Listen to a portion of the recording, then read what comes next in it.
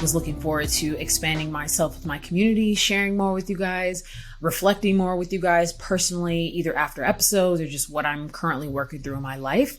And I'm really looking forward to us sharing this space together. So again, welcome.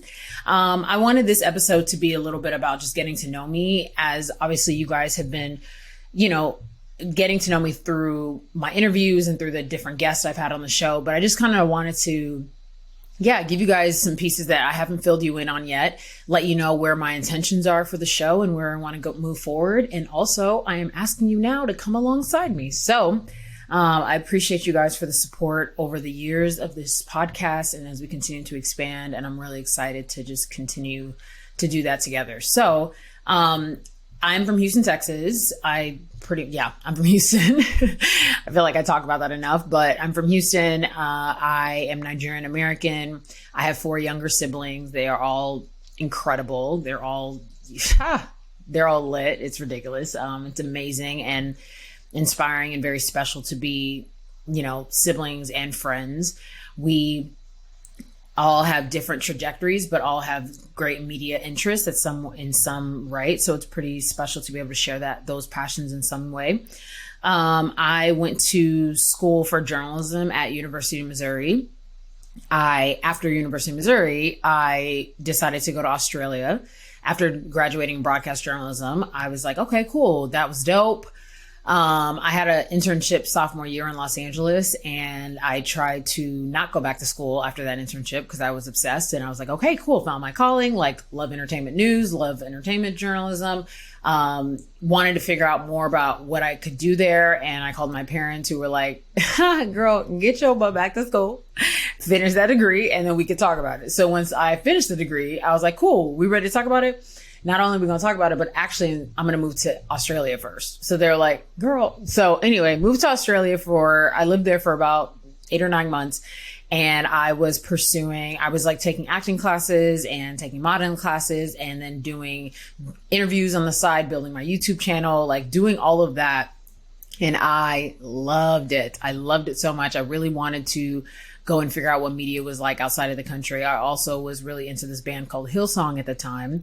So I was like, all right, cool. This is perfect. So, and I got to also do some schooling out there, which was great. So yeah, I lived in Melbourne. And while I was taking classes, one of my teachers told me, she's like, hey, you're actually really talented. I think you should just move back to America. And I was like, what the heck? And she was like, yeah, there's just not a lot of roles for Black women in this country. And I was like, wow, you're correct. So yeah, I came home, went back to Houston for a couple months trying to figure myself out. And then I moved to Los Angeles in 2014, at the top of 2014. With the stories that people say about living in your car and hustling and working at restaurants and dealing with famous people and all this stuff, all of that was true. All of that happened. The journey of LA was nuts. I did not have a car when I first moved there. I was taking the bus and the train for 8 months. If anybody knows what transportation is like in LA, that's insane. Still did it, loved it. Love is a strong word in this case. Understood why I had to do it, right? Worked at restaurants. I worked at Lemonade. I worked at the Roof on Wilshire, for anybody who's in LA and knows those places. I still am grateful to my manager, who allowed me to leave many times to audition and to, figure myself out. I was hustling. I was working for free for a lot of different networks, trying to build my reel. So I was working on a lot of red carpets. I would do restaurants in the morning, and then I would do carpets at night. And then eventually a friend of mine helped me get a job at Dish Nation, Ricky Smiley's, where he has a radio show. And there's 3 different radio shows from different cities, and they all do a show called Dish Nation. So I worked there, and the hours were 5 a.m., somewhere between 3 and 5 a.m. every day. And we would get off at noon or 1. So I did that. I hated the job. I was terrible at the job. Terrible. I was a logger. So I was supposed to type as people were talking. So just imagine as I'm talking now, probably a little faster than me. And I know I talk fast, and you're monitoring all the shows. I'm sorry, just laughing because I was so bad at this job. I was terrible. And I'm so grateful that, they let me be there as long as I was, but I did get fired. First and last job I was fired from, and very much deserved it. was a hard day, but I tried not to take it too hard because I'm like, baby, you suck at this. So anyway, I logged at that job, and that gave me space to be able to, like, was making some money and would work from 5 a.m. to 1 p.m., go home, you know, study for the red carpet, take a nap, get up, outfit, makeup, out the door, do red carpets at night. And that was like my world for a couple months. And it was actually exhilarating as hell. I loved it so much because I just felt I finally had a little bit of coin to help fuel this passion. Because again, I was definitely working for free at that time. And so, but I was building my reel and I was building my relationship. So it was worth it. And then, like I said, I got fired. And then that was a big turning point of like, okay, so you are really, and then what was so beautiful is the day I got fired, they were like, hey, one day we'll probably work for you. But in the meantime, you can't work here. I mean, the producer was screaming from her office of how terrible my notes were. So I just remember that. So anyway, walked away knowing this isn't the job for me. It's time to go fully pursue the passion, which was scary because, like I said, that money was helping fuel the passion and keep me going. So then I had to figure out what other jobs I can get that were a little less like I had to actually be kind of good and present, and I just needed something to get by. So that was when I went back to the restaurant jobs, and then I eventually got some hosting jobs that were paid, and then that kind of started the journey. I was working for the Tribune for a while. I worked for Baller Alert for a while. I worked for, God, who else did I work for? I worked for AfterBuzz TV, Black Hollywood Live. Those were places where I was just building my reel and building relationships. But still, like, all of those things were so fruitful because, again, like, you're either getting some money or you're getting some relationships. And I was able to do one or the other between all of those places. There was a couple places I'm missing, I'm sure. I worked at another red carpet company. Anyway, in 2016, I was doing a red carpet, and Oprah was slated to be at the carpet because it was a show that was on her network. And I was preparing for it thinking like, there's no way she's actually going to come, but let's just see. If she comes, I need to have like my questions ready. I know I'm not going to be able to make her cry. I know I'm not going to be able to have this long emotional moment with her, but I could absolutely make her laugh. And how do I do that? So I was rehearsing with my manager at the time about it. And she was like, talk about something you guys have in common. And so I'm a huge avocado fan. So is Oprah. And I was like, okay, let's see how I can bring this up. So I talked about, when I got her on the carpet, we had a moment. I talked about the show. I talked about her experience doing the show. And then later I brought up her book, her cookbook, and I brought up her avocado garden. And she was like, nobody ever asked me about my avocado garden. And so I was like, got it, cha-ching, we did it, had my moment with her, took my picture, it was amazing, we laughed. And I thought, okay, great, I'm never gonna meet Oprah again, like awesome. And then a couple months later, her show Queen Sugar came out and she was on the carpet again. So I saw her and I was thinking, okay, I wonder if she'll remember me, but I didn't bank on that. So I just had my questions ready. So when she got to me, she saw me and she goes, oh, I just watched your podcast. Let's just take a deep breath for what the hell just happened. So I'm like, what are you talking about? Right. She's like, yeah, I just watched your podcast. You had XYZ on the show. And I was like, oh my God, I did have that. I did have him on the show. And so she had watched an episode I did with, I think it was Black Hollywood Live at the time. And we were reviewing that show, and it was either Black Hollywood Live and AfterBuzz. And I had a great co-host and we were reviewing that show. And so in very Stacy fashion, I responded, well, when are you coming on?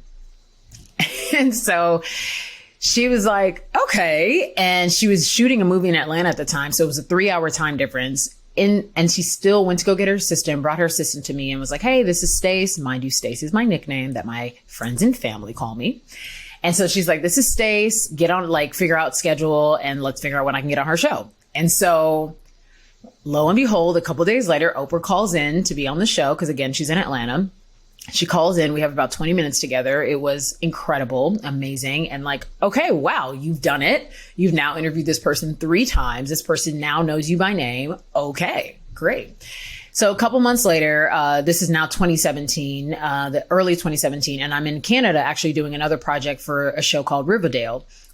And I get an email from a production company that says, hey, Oprah's a huge fan of yours and she wants to do this after show and she'd love to, talk to you about it. So, I ignore it because there's no way. Like, what are you talking about? You're lying. I don't know if I actually ignored it, but I definitely remember being like, yeah, right, right. And so the next day I'm like, let's see if this is real. So I sent it to my agent at the time. I had just gotten an agent. I sent it to him and I was like, hey, so I get this email, check it out, see what it is. So he responds back and he's like, hey, I checked it out. Yeah, you are in the running for this show. And there's a couple other hosts they're looking at and they want you to audition and blah, blah, blah. And I was like, oh my God, amazing. So then I have a meeting with the EP of the show at the time, Greg. And he was like, so I have a meeting. I walk into the office for the meeting and I see on his computer that he has my Instagram up, my website, a couple other things from like, you know, other branding things of mine. And I was like, that's interesting. Okay, cool. Like obviously he's studying me. Cool. So we have this meeting and he's talking really future-esque and I'm talking really like get to know you-esque. And it was, I didn't notice it at the time, but I was like, this is interesting. Like, I don't know. I felt like, okay, we have a great rapport. We're having a great relationship, but I'm still in here auditioning is what I'm thinking because that's what I was told. So when I leave the meeting, I go have lunch with a dinner with a friend. And during that dinner, I get an email from my agent that's like, hey, you booked it. No need to actually audition. No need to test. That was the exact words. No need to test. So I booked the first live talk show on Oprah's network with no audition. And I'm like, okay, you're about to go on a ride. And on a ride, I went. And I found out later that I actually was never up for an audition, that it was actually always my job. And that was, you know, one of the biggest healing and validation moments that the universe could have ever given me. But on this earth that Oprah could have ever given me. Right. And so I'm like, all right, cool. This is the journey I'm about to go on. So in 3 or 4 weeks, we go live with this show. And I now have a talk show, a late night talk show called Own Tonight. And it was amazing for anybody who got to check it out while it was airing. What an experience. What a ride. What everything I did up until that moment completely prepared me. Like it was unreal how much I had done live work before, how many carpets I had done, how many celebrities I had interviewed, how many relationships I already had. It was like, oh my God, it was like the universe really just came together to like make up a job for me. That was really what happened. So a couple weeks into the job, I have a meeting with Oprah because she's like, hey, I want to talk to you about things that are working, things that are not working. And she very clearly said, you have this enormous potential that I want to hone in on. And I was just like, and so of course I wanted to thank her because that was our first time since I go on live, like I've gone live to really say thank you. Like what an opportunity. So when I said thank you to her, she was like, hey, I don't just give out jobs. Like people, you know, you work for them or you earn them. And so I didn't just give this to you. And so I was so taken back by that. I was so taken back. I'm just like, okay, you know, of course have the gratitude, but I deserve to be there, really sitting with that. And so it was just, I mean, lesson on like life changing stuff. And so it was really incredible. So we do the show for a few weeks and we're about to go to Essence Festival in the summer. And I find out that I knew that the show was a test, right? And so that was the hard part, knowing that it was the first season and they'll see if they like it, right? And so found out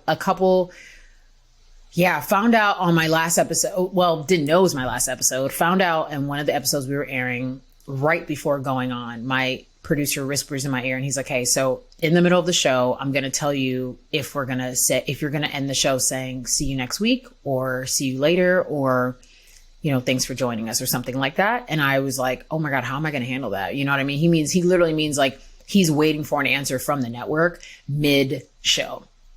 And so of course I'm praying and I'm talking with my tribe and we're really trying to, you know, we're praying about this. So come to find out, the show got canceled and I found out after the 4th commercial break while it was happening, literally while we were recording. And so he said, hey, when you end the show tonight, I want you to say, thanks so much for joining me on this ride or something like that. And I held it together and I ended the show. And right when we ended, I bawled like a baby. And it was a really hard month after that because like it was really, you got your dream job and then it got canceled. And, the team was very great, was just so precious and kind about, hey, the ratings and this, that, and the third. And we did the timing, and there was so much business stuff that actually I had nothing to do with. Right. And that's what you find out later. There's so many decisions that happen when it comes to these shows and these things that you feel, again, as your dream, that you actually can't control at all. And that was a big, big lesson in that. And so anyway, I definitely took that as, I'm not going to let, just because the show got canceled, my gift did not get canceled. My genuine love for connecting and for interviewing and for storytelling did not get canceled. So what can we continue to do? So that's when I started building my team. I officially, had my friend become my manager. Because I trusted her the most at that time. I brought in one of my good friends to be my creative director. I finally got an assistant, or another assistant, actually, because I had an assistant during the Oprah show. And then it was like, okay, so we're going to keep adding, we're going to keep going. Got an assistant producer, like really started building my own thing, because I was like, you are, especially this was right when we were making content it was right at that turning point, 2017. So we were making content like crazy. I got on another show, another after show with a different network, which was amazing. And then, we kept going. I ended up doing a couple brunches called the OTS Media Brunch, so I could bring a lot of other creatives together, tell them my story, encourage them. I started a brand called Fight for Your Fairy Tale, which still is live today. Check it out if you want any inspirational and encouraging apparel with great quality, because I was obsessed with making sure the quality was great. At a wonderful price point. So check all that out, fightforyourfairytale.com. Or you can check out fightforyourfairytale.capthat.com, actually, because that was a company I worked with. What else was going on? So was really pushing through, like building my own brand at that time and saying, all right, cool. Like, let's just keep going. And I was young. I was between 26 and 27 as all this was happening. And it was a lot to learn. Oh my God, it was so much to learn and so much to fail at and fail forward at all in the same time. Because again, I'd brought on a lot of people. I was really trying to avoid that. It was really my manager who pushed me to do that. I was like trying to avoid having a team. And but that's what we were moving towards, and you can't put pressure all on one person or two people. So she was like, we're moving towards that. We got to build, we got to grow. But I was like, how do we sustain this? How do I make sure everybody can, like, a lot of people were giving me their time for free or for very minimal amounts of money. So it was really something that I was like, how do I do this? How do I sustain this? And so, continue to work and learn through that and fail forward and rise and try again. I mean, we tried so many things. There's a lot of history of the brand, either through my Instagram or my website. You can always check that out. And I can't wait to share more of that, I'm sure. But a lot of history there. And then around 2019, at the end of the year, I was up for a job. At this time, I wasn't working with a lot of the same team anymore. A lot of them had moved on to different endeavors. And so I was kind of back in this like hosting, wanting to get a bigger hosting job to kind of sustain the rest of my ideas. And so I was up for this job with Quibi, if you guys remember Quibi. And I had auditioned like 5 times at this point. And I was like, I'm going to get this. I mean, my manager at the time was like, and this was a different manager. And he was like, no, you're definitely going to get this. I mean, what are you talking about? Like, we've now gone in 5 times. It's yours. Come to find out, it wasn't mine. I did not get the job. And I was heartbroken. I really was like, I don't think this place will ever love me as much as I loved it. And I meant like the entertainment industry and LA at the time. Like, I was like, I don't know what to do. The industry was changing so much. I still felt like I had this really unique skill, but I didn't know how to honor it at that time or how to put it out there like differently or better than I had been doing. And I knew things I were doing was working, but not at the scale that I felt and especially, or that I wanted. And especially when I didn't get the Quibi job, I'm like, dude, like, how do I sustain these other ideas? Because I always knew, that's when I started finally identifying as an entrepreneur and recognizing I just had all these other ideas I wanted to put forth that weren't necessarily through the entertainment lens, but I had skills to be in the entertainment industry. So I was like, cool, I'll just be able to do both. So anyway, I didn't get the Quibi job, and I was really, really in pain about it.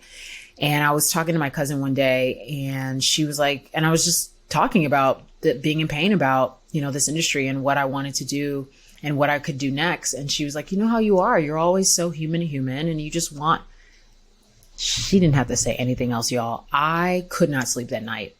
I could not sleep that night. All I thought about was like, what does human mean? What could that bring forth? How can I like tailor an entire community through that lens? Like my God, I hope I still have the notes of that. I'm sure I do, because obviously we're living in the human idea as we speak. But yeah, it just became the passion, but then the next passion of the next pursuit, I should say. And so I'm living in that as we speak, and Human was born. The first episode that we shot in person was the top of 2020, I think January or February. And then the pandemic happened.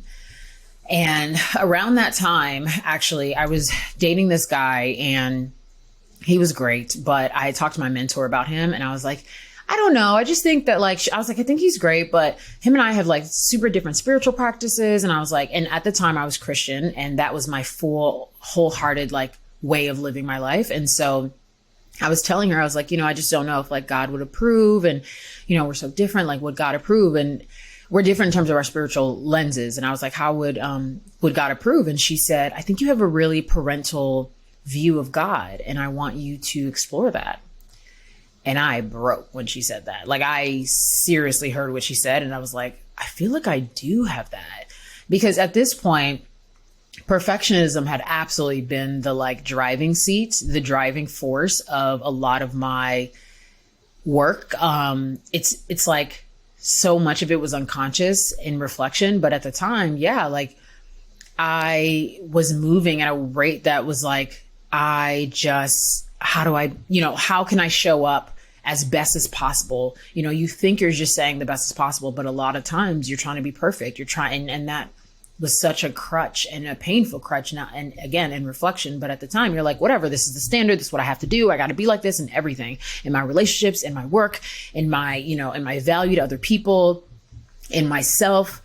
And I was really, so that kind of like shined a light on that. And then as me and my cousin started getting we're close, but she was telling me and breaking me with so much information, again, about spirituality, about expanding my spirituality, about expanding my understanding of this world, of this life, about my food choices, about everything. She just started laying shit on me, y'all. And I'm like, bro, where did you come from and why are you here? And this is between 2019 and 2020, right? And so this is like the end of 2019 and top of 2020, where she's starting these conversations. And I'm like, you're annoying me. Like, I like what I do and what I know, leave me alone. And all of that was for my good, because it just totally broke me. Like, by the time the pandemic arrived and showed up and took hold on us like that, I was ready to break. I was ready to go inside and stay inside. And I meant, like, because we were inside, I decided to go inside, really spiritually go in my heart, mind, spirit, and soul, and just wreck it all. And just kind of thinking about where I was in that time, I was truly breaking and expanding simultaneously. I was truly in heartache of the things I thought I knew and the things I wanted to pursue, and how I was like, what is all this for? And, and then you're really upfront with capitalism and with white supremacy and your own capitalism within you, your own, lack of self-trust, your own lack of spirituality, like all of these things. I had a lot of religion and Christianity within me, but there were parts of myself I hadn't even discovered because of my fear of the curiosity, my fear of like trying new things, my fear of not being perfect. All of those things were just crashing in front of me. So went on a whole other journey, went completely to the left, y'all, like went vegan, like didn't drink, wasn't doing shit, like was just only reading books. I read so many books, and I still haven't scratched the surface, in my opinion. Now that I've just gone down that journey, I'm like, oh my God, there's so much to learn. And it's so much more beautiful now. It's less scary and less like, oh my God, this is going to take me away from what I know. You don't know shit. It's amazing to find out you don't know shit. It is so healing. It is so freeing to find that out, because then you can be a lifelong student. Then you can learn without boundaries, without shame, without judgment of yourself or others. Like, it is amazing to break. You got to break. The ego had to break. And that's what happened. So, And that whole time it was happening, I still decided to shoot human human. Now, I did take a break for a couple months because I was like, bro, I'm on the floor. I'm on the floor. So I don't know how to get up. But in May, I got a call from a friend who was like, hey, you've been missing from the internet. Like, where you at? I'm like, what? May 2020. And I was like, it's a lot going on the internet right now. Like, I don't think I need to be there. Plus, I really felt like I didn't have a voice to include right now. And he was like, no, we need you wherever you are, wherever you're at in your life, you need to be here. And I'm so grateful for that conversation because I continue to shoot. And in those interviews and in those continuous conversations, like, people were like, if they were not where I was at, they were where I've been or where I'm going. Like, it was amazing. And it just completely fueled what human to human, what I wanted it to be: connection, curiosity, and community, and truly a learning hub for us to evolve and to grow and to change and to try again and to do it again without shame and judgment. And I was learning so much about myself, and I just wanted to experience that wholeheartedly out loud instead of like hiding it and feeling like I needed to even do that perfectly. There was no such thing. And that was just chef's kiss to that experience and to what God and how gorgeous the universe and timing can really, really be. And I hope that even as you're listening, whatever you're going through in your life right now, you really understand that like God's timing is the right timing. Like, I know that we as human beings feel like we want things to be differently or better or you know, this time or that time or whatever it is. And I am a fellow human being in that. So I get you. I promise you, I just came from it. So I get it. But, and I'm still going to go through it again because that's the human journey. We have to wake up every day and identify this stuff. But the universe is not playing with us. Like, the universe has our back. And if we decide to co-create and really, you know, seek, we will find. So I'm just hoping that can be encouraging to someone. So anyway, moving forward, as we are now walking into season 4 of the Human to Human, completely living in the idea.